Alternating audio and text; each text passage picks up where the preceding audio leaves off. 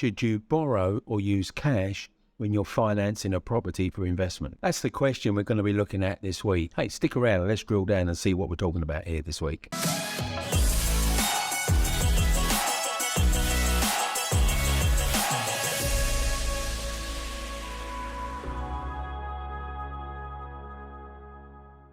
Hi, my name's Kevin Wright, and if you haven't watched any of my videos before, well, I've been brokering property finance for 20 plus years, and I share on a weekly basis just some of the stuff that I've learned over these years. Now, for most people, building a property portfolio means that you put a deposit down, and it's the mortgage that provides the bulk of the purchase. But let's say that you've accumulated a fairly sizable chunk of cash.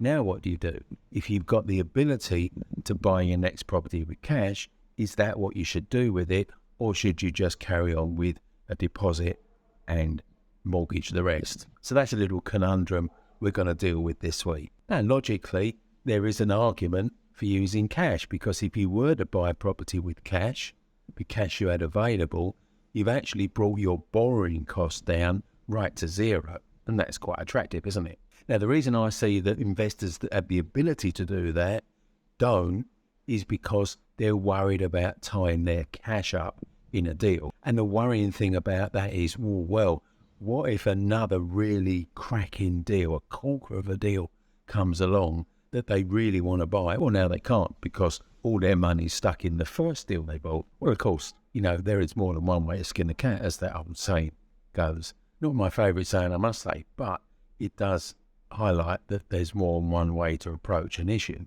Now, if you're smart, you can still grab that corker of a deal without having to refinance your property. How would you do that? Well, let's find out. Now, it's a process, and that process is called cross-collateral bridging. What does that mean?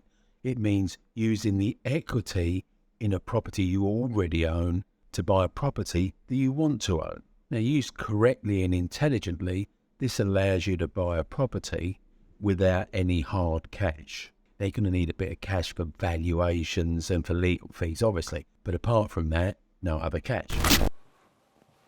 Hey, have you subscribed yet? Click that subscribe button down there and that dingy belly thing so you don't miss any of my videos when they're released, which is every week. Great, thanks. I almost forgot, Instagram. Click that button too. Look, it's down there. Thanks. Now, the property you want to buy, let's call that property B. Now, a bridging lender will routinely lend 75% of the purchase price for a residential property that you want to acquire. So this is property B.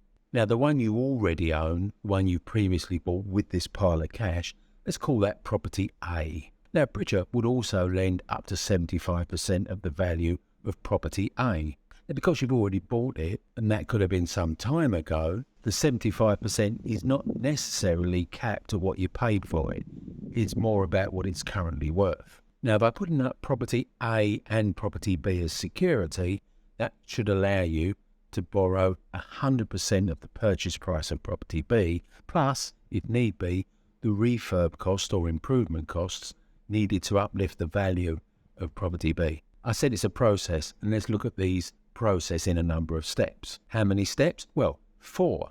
So step 1 is you apply for a mortgage on property A, the one you already own. And the other 3 steps roll out in the process whilst this application for a mortgage on property A, the one you already own, is proceeding. So by leveraging the value in property B that you want to buy and property A that you already own on a bridging loan, now that gets you into property B. That's step 2. Now step 3, when the mortgage application on property A comes to fruition, you use that money to pay off the bridging loan. Now step 4 is, with property A now mortgaged, the bridging loan repaid, property B is now unencumbered. And now the whole process can start again. What does this mean? Well, property A is now part of your portfolio.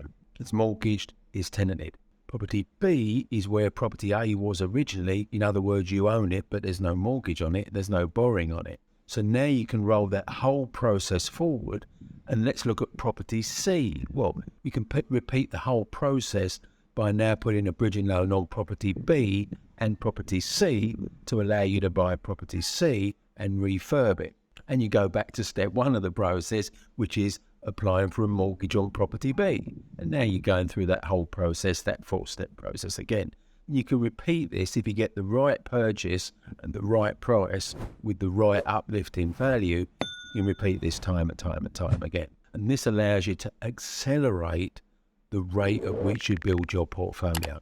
So that's possibly a little known tip in how you can build a portfolio faster if you've got a pot of cash to start with.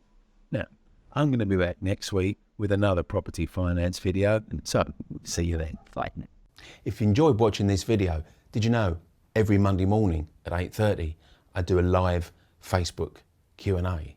So if you want to start the week with checking out some answers to your property finance questions, click the link here.